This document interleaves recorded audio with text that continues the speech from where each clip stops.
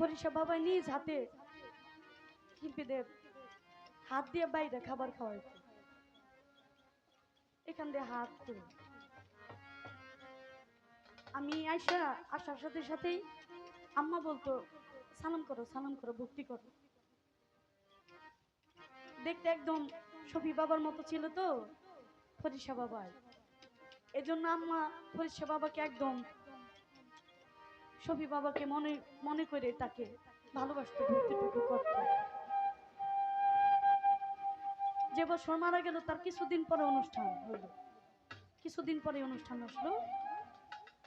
আসার পরেই মানে বুকটা আর এই বাড়িটা এত খালি খালি লাগলো আমার কাছে, এটা যেমন বলার মতো না।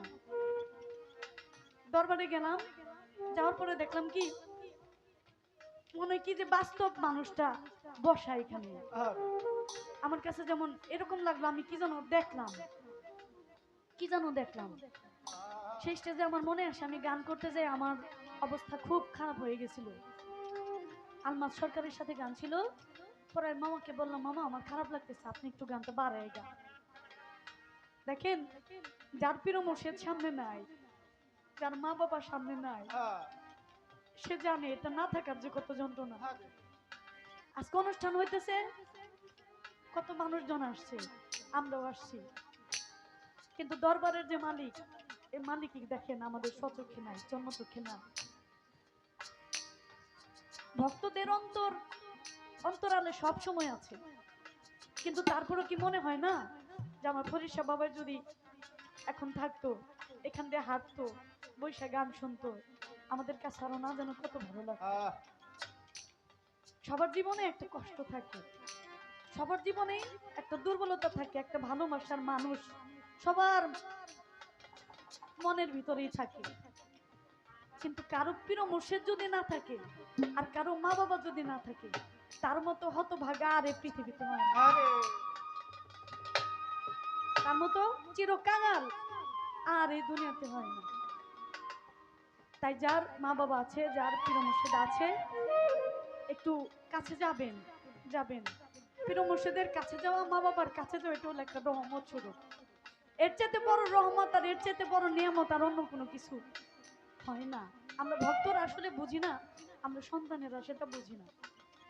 আমি অনেক স্টেজে দেখি আমার বাবাজি লতিফ সরকার সাহেব, উনি অনেক স্টেজেই মঈন বাবার নাম অনেক গান গায় এই চোখের পানিটা ছেড়ে দেয়। চোখ তো অনেক পরে কাঁদে, আগে কাঁদে হৃদয়। যার হৃদয় কাঁদে না তার কখনো চোখে পানি আসে না। অনেক শিল্পীরা অভিনয় করে কান্না করতে পারে, অনেক বয়তীরা, কিন্তু অনেকেই অভিনয় করে গান করতে পারে না, অভিনয় করে কান্না করতে পারে না। তার কান্না করলে তাদের সমস্যা হয়ে যায়। এই যে একজন এতিম, একজন কাঙাল না, কয়েকদিন আগে তার উস্তাদটা নাই হয়ে গেল, বরাবুল সরকার সাহেব। খাজা বরফের পালা গাইলে বরাবুল সরকার সাহেবের গান ছাড়া খাজা বরফের পালাটাই জমে না, এখনো জমে না। লাগবেই, গান লাগবেই। এত একজন গুণী মানুষ ছিলেন। দোয়া করবেন মালিক যেন পরপারে ভালো রাখে। আমার একটা ভালো লাগার গান আমি ছোট করে করছি।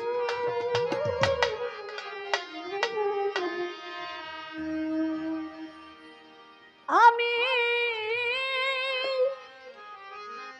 এই দেখিলাম সোনার ছবি রে, আবার যাইয়া দেখি না ফরিদ শাহ,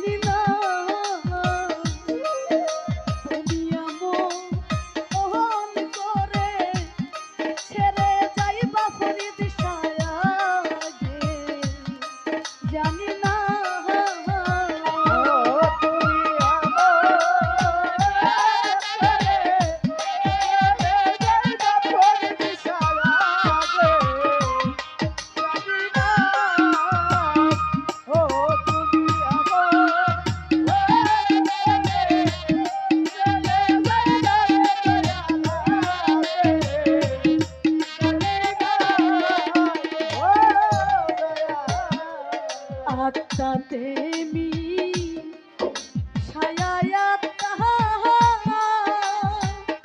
ফরিদ সারে আত্মাতে মি ছায়া আত্মা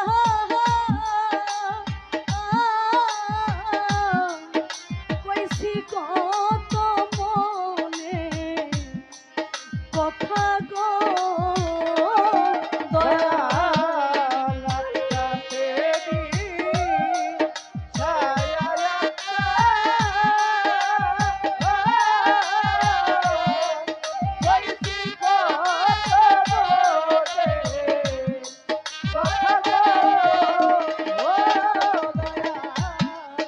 আত্মাতে মি ছায়া আত্মা ফরিদ সারে আত্মাতে মি ছায়া আত্মা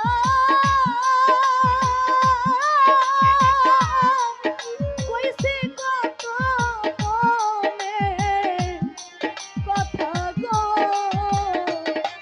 এখন কার কাছে কই মনের ব্যথা রে কেউ নাই আমার আপনা রে দয়া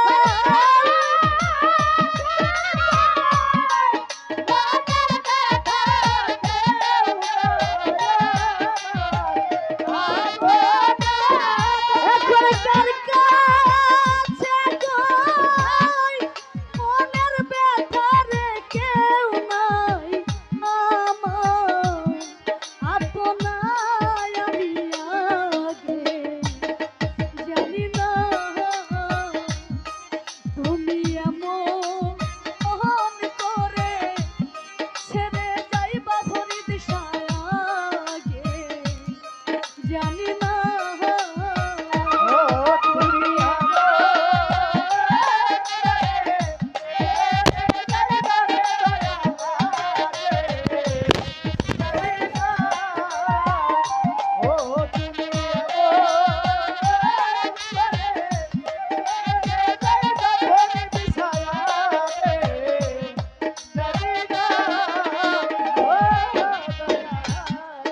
এই দুনিয়া শেষের ঘরে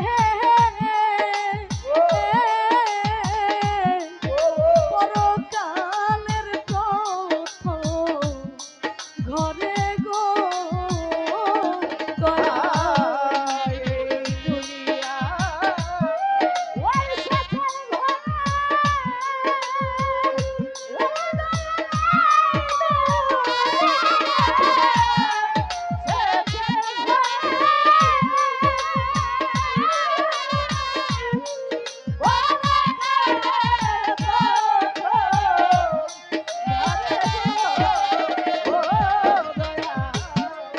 এই দুনিয়া শেষের ঘরে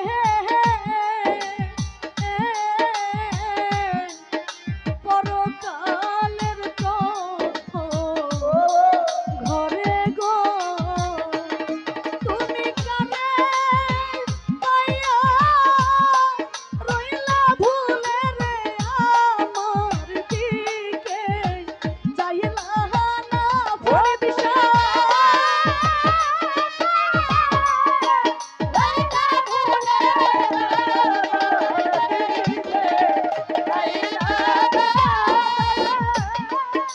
দুনারে পায়া রইলা ভুলে রে আমার দিকে চাইলা না আমি আগে জানি না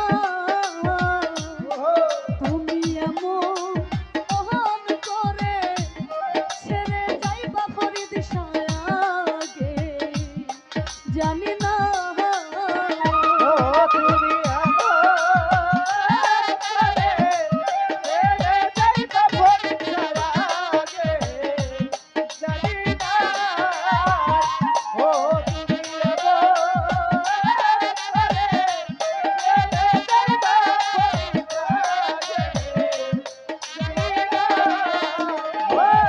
সাধু হালিম বলে মন পাগলা রে ওরে সাথা